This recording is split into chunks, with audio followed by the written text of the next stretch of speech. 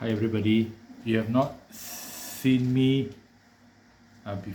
after my stroke. This is how I look like now. Lost a lot of weight. Maybe look a bit older. Beard or a little bit here and there. A bit white, but it's okay. We have to be victorious even in the midst of lots of challenges in life. And I just want to share from the book of Mark chapter 4 because I'll be sharing this Sunday, and I'll probably be sharing in BM. So I thought I'd do a rehearsal in English. And Mark chapter 4, verse 3, Jesus saying, "Listen, behold, a sower went out to sow. And it happened as he sowed that some seed fell by the wayside, and the birds of the air came and devoured it." And you know why the birds go to the wayside? Why if you sow the seeds in other places, the birds don't come? You know, the birds are quite smart as well, even though you call somebody bird brain, but they know where to look for food.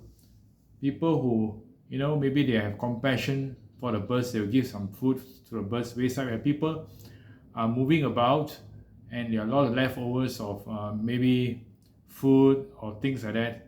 So the birds are taking the opportunity to feed. For example, like the mama. Why birds are going to mama? Because of leftover foods, because of things that drop on the floor. And also the mama also feed the birds. So even the crows know where to look for food. So what does it mean here? It means that, when we listen to the word of God, there are too many things, too many things are happening. It's like a market, and we cannot get what the Lord wants to say to us, and because we cannot get it, the devil comes and take it away from us. So some people, they like to multitask. In the modern world, everything they want to be together. They want to do exercise and praying together. Everything they want, they cannot just focus.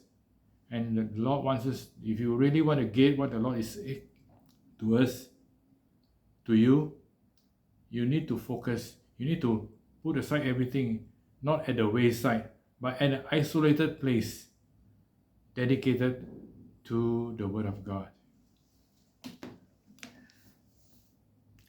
Verse 5, some fell on stony ground, where it did not have much earth, and immediately it sprang up because it had no depth of earth. But when the sun was up, it was scorched, and because it had no root, it withered away.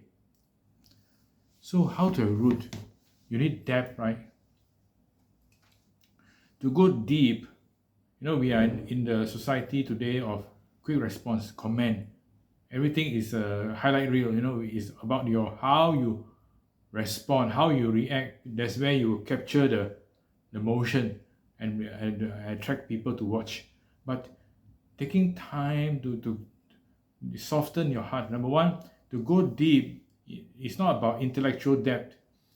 Deep in your heart, you need to soften your heart, not stony ground.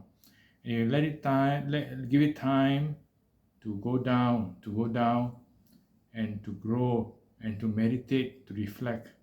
But you have no time to do this. You want everything to be fast. Everything today is fast. You have AI, you have everything to be fast. But when it comes to the things of God, when God speaks, He doesn't speak fast. He speaks into the very depth of your being. And you got to take time to meditate, to contemplate, and soften your heart to receive it into your life. So, what is a hardened heart like stone? Is that you don't take God as a priority. If you don't take God as a priority, then naturally you won't take the words of God, the speech, the voice of God in priority. Therefore, it doesn't take root. Today we are in a very busy Christian. It's like we are going shopping now. Church, next door, things like this. So God is like one of the shops in your window shopping of life. You're just going. God cannot put you in a place where there's only him there, you and him. So I'm not saying that when you listen to the word of God, it has to be alone. You can be in a crowd, you can be in a big church, but God is so big to you, God is so real to you that you tune out everything else, and you just let the word go down and germinate and grow and take root, and you apply, you reflect on your life and all that.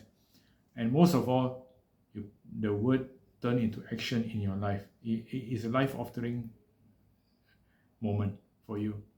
So every time God speaks, God is not a gossiper. Talk. God is not a small talk God. When God speaks, it alters your life. So you put your life there, all of your life open to Him, so that He can alter, He can change, redirect, or strengthen, or reinforce what He wants in your life. Verse 7, and some seed fell among thorns. The thorns grew up and choked it, and it yielded no crop. You know, these thorns are all the things that we have thorns, right? These are competing our attention. You know, it's not easy, I know, because there are lots of distractions. You know, YouTube is a distraction. Even for me, my health, it can be even become a distraction, where I'm so focused on taking care of my health, don't want to repeat my mistake that caused me to have the stroke. So I became extreme on the other side, trying to be so careful, read up AI until AI is bigger than God. You know, just trying to be perfect. But no matter what I do, I still make mistakes, even the simple things as taking care of your health. And because in life there are so many moving parts, life is not a perfect world where you want the perfect world, everything, but things happen, things are unpredictable, and things fall apart in life. And here there are a lot of distractions, even in the rudimentary basic things in life. So how can we not let this distraction grow up and choke us? We have to put it off. That's why I'm doing this video itself. I got so distracted, I don't want to do things like that, you know, but I realized that I need to pull away the weeds, pull away the thorns, pull away all these distractions. Life is not perfect. You got to serve God, you got to live for God, you got to think for God. You cannot wait until life is perfect before you go for God. There will be many distractions. You just got to let it go. You just got to say, let it go, and focus on what God is saying to you. Last one.